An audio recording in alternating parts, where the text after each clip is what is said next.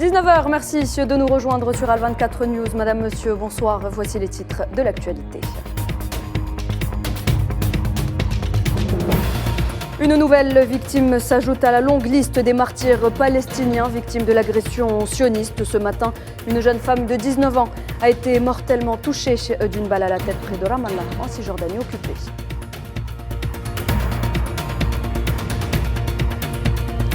Face à la crise économique qui secoue la Tunisie, le président Kais Saïed appelle les Tunisiens à compter sur leurs propres capacités.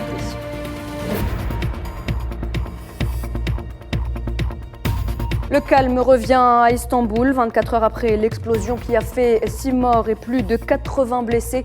La rue Istiqlal reprend vie peu à peu.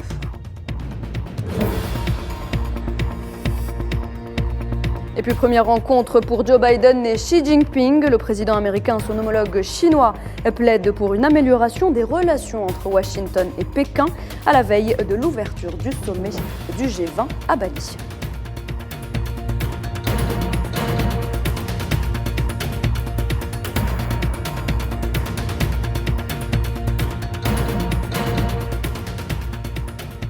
Nouvelle agression sioniste en Cisjordanie occupée. Ce matin, c'est une jeune femme âgée d'à peine 19 ans qui est tombée en martyr à Ramallah après avoir été mortellement touchée d'une balle à la tête par les soldats de l'occupation sioniste lors d'une agression à l'aube. Une victime de plus de la barbarie sioniste qui s'ajoute à la liste déjà longue des martyrs palestiniens.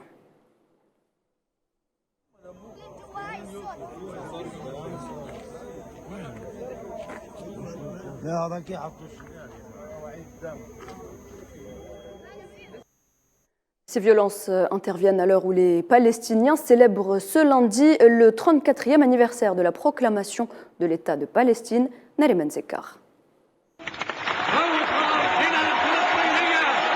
Il y a de cela 34 ans, le 15 novembre 1988, au Palais des Nations à Alger, le défunt dirigeant Yasser Arafat proclamait devant le Conseil national de l'Organisation de libération de la Palestine la création d'un État palestinien dont la capitale sera Al-Quds al-Sharif.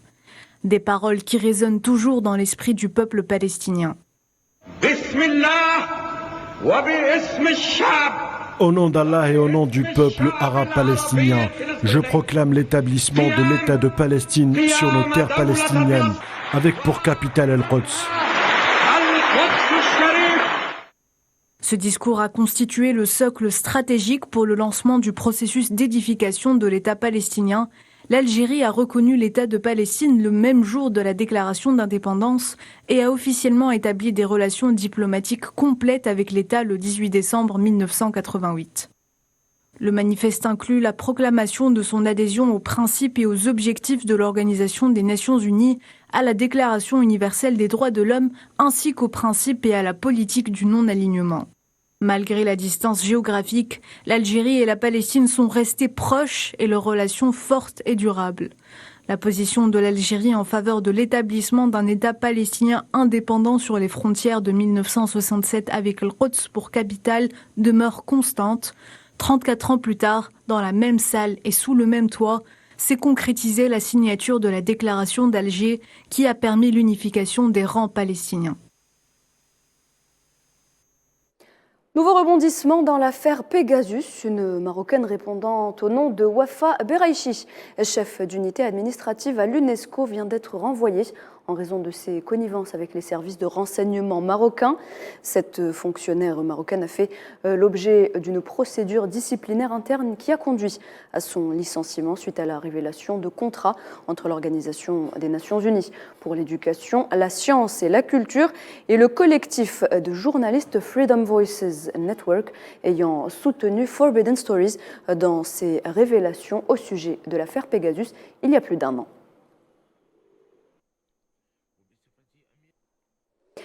Le Maroc où la rue gronde depuis plusieurs semaines, de nombreuses manifestations sont organisées à travers le royaume pour dénoncer notamment la cherté de la vie. Plusieurs secteurs d'activité se retrouvent paralysés. Mohamed Amin Aberkan. C'est un Marzen qui ne sait plus où donner de la tête. La situation sociale et économique se complique de jour en jour. Une situation interne au bord de l'implosion.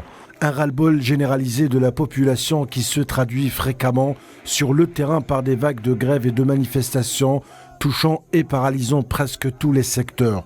Le tout face à un silence assourdissant de la cour royale qui a trouvé plus intéressant à faire que de gérer les affaires courantes du royaume. L'éducation, par exemple, connaît une congestion sans précédent ces derniers mois, du fait de l'incapacité du gouvernement à prendre en charge les revendications des employés relatives à l'amélioration de leurs conditions de vie face à la cherté de la vie. Face à l'impasse à laquelle a abouti le dialogue ouvert avec la tutelle, la Fédération marocaine des fonctionnaires du secteur de l'éducation a décidé de tracer un programme de lutte consistant en l'organisation de plusieurs actions, dont un sit-in mardi prochain devant le siège du ministère de l'Éducation, ainsi que des rassemblements devant les académies régionales le 29 novembre à travers le pays. Les autres secteurs ne sont pas en reste. Dans celui des transports, les syndicats viennent d'appeler à des grèves générales pour protester contre les hausses des prix des hydrocarbures qui ont atteint un niveau inégalé, poussant plusieurs entreprises et sociétés à baisser rideau. Face à la sourde oreille que font les autorités, l'hiver s'annonce chaud sur le royaume. En Tunisie, la situation économique ne semble pas s'améliorer et l'aide financière attendue depuis des mois ne se profile toujours pas. À ce propos, le président Kais Saïed appelle les Tunisiens à compter sur leur propre capacité pour surmonter les difficultés actuelles.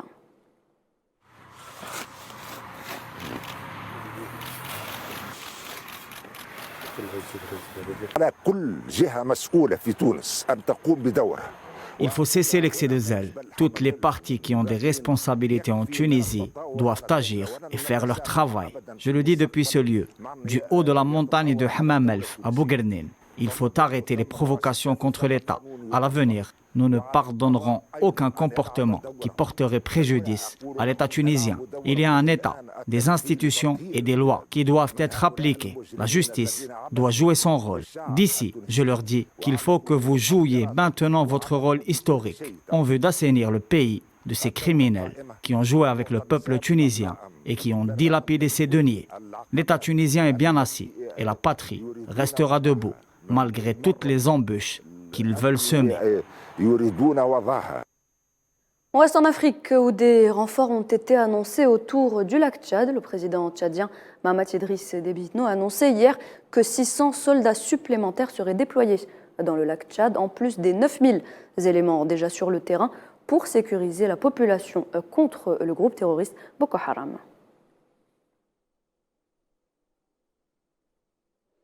Et dans l'affaire de l'attentat qui a ciblé hier après-midi la rue Istiklal au cœur d'Istanbul, les autorités turques annoncent avoir interpellé 46 personnes, dont la principale suspecte. Il s'agit d'une femme de nationalité syrienne qui aurait reconnu avoir agi au nom du PKK. L'explosion a fait 6 morts et 81 blessés. Şu an itibariyle kadın olduğunu değerlendirdiğimiz. Nous considérons qu'il s'agit d'un attentat terroriste dû à l'explosion d'une bombe déclenchée par un assaillant qui serait une femme, selon les premières informations. Terör eylemi olduğunu değerlendiriyoruz şu ana kadarki elde edilen bilgiler çerçevesinde. Cette barbarie a été condamnée dans les termes les plus fermes par l'Algérie qui présente ses condoléances les plus attristées aux familles des victimes. Alger qui exprime par là même sa solidarité totale avec la République de Turquie, direction, gouvernement et peuple en ces circonstances douloureuses. Et 24 heures après le drame, la rue piétonne d'Istiklal reprend vie peu à peu. Si certaines boutiques gardent tout de même les rideaux baissés, de nombreux commerçants ont décidé de ne pas se laisser effrayer par les derniers événements. Mohamed Wali Ben Chaban.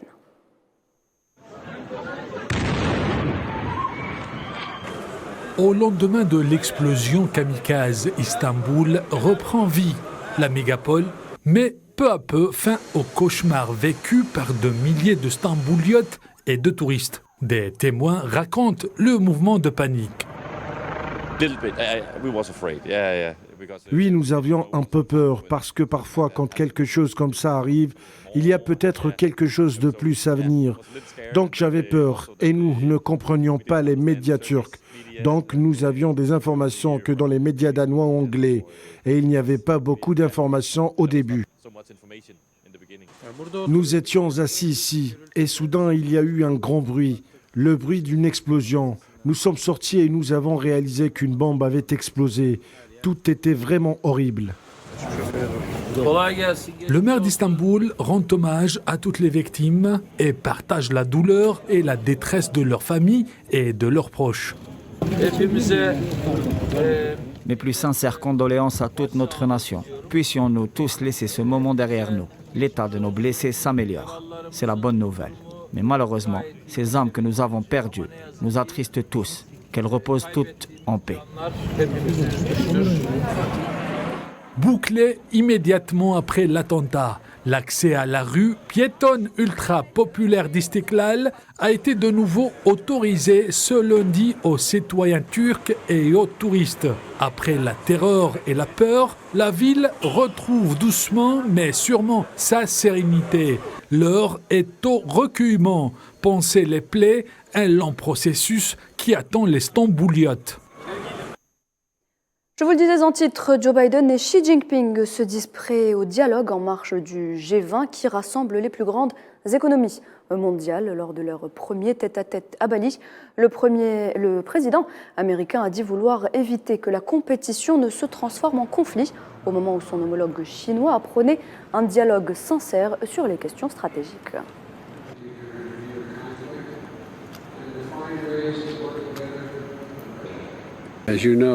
Comme vous le savez, je m'engage à maintenir les lignes de communication ouvertes entre vous et moi personnellement, mais aussi entre nos gouvernements, parce que nos deux pays ont tellement de choses que nous avons l'occasion de traiter. Nous, en tant que dirigeants de la Chine et des États-Unis, devrions jouer un rôle dans l'orientation et la mise en place des lignes directives afin de trouver la bonne direction pour le développement des relations entre nos deux pays. Et en attendant le début du sommet du G20, les ministres des Affaires étrangères de l'Union européenne se réunissent ce lundi à Bruxelles pour discuter de la guerre en Ukraine ou encore de la situation dans les Balkans.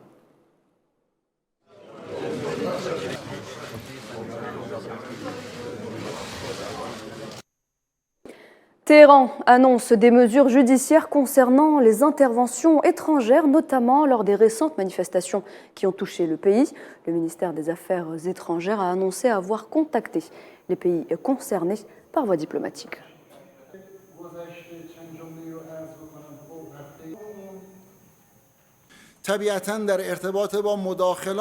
En ce qui concerne les interventions ayant causé des dommages à l'Iran ou les tentatives jouées par leurs ressortissants dans les émeutes, des mesures judiciaires ont été prises et le ministère des Affaires étrangères a contacté les pays concernés par la voie diplomatique. Dans le cas où une plainte de notre part était nécessaire, nous l'avons adressée aux ambassades ou convoqué les ambassadeurs de ces pays en leur fournissant des preuves et en leur demandant de nous transmettre la réponse de leur pays. Et puis on termine avec ce drame aux États-Unis. Une nouvelle fusillade a touché le pays hier soir, faisant 3 morts et 2 blessés sur un campus universitaire de l'État de Virginie. La police est toujours à la recherche du suspect.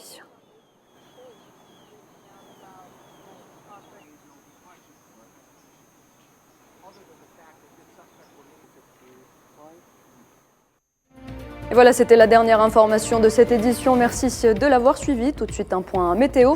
Et puis l'information continue sur nos différents réseaux sociaux. Très bonne soirée sur Al24 News et à demain.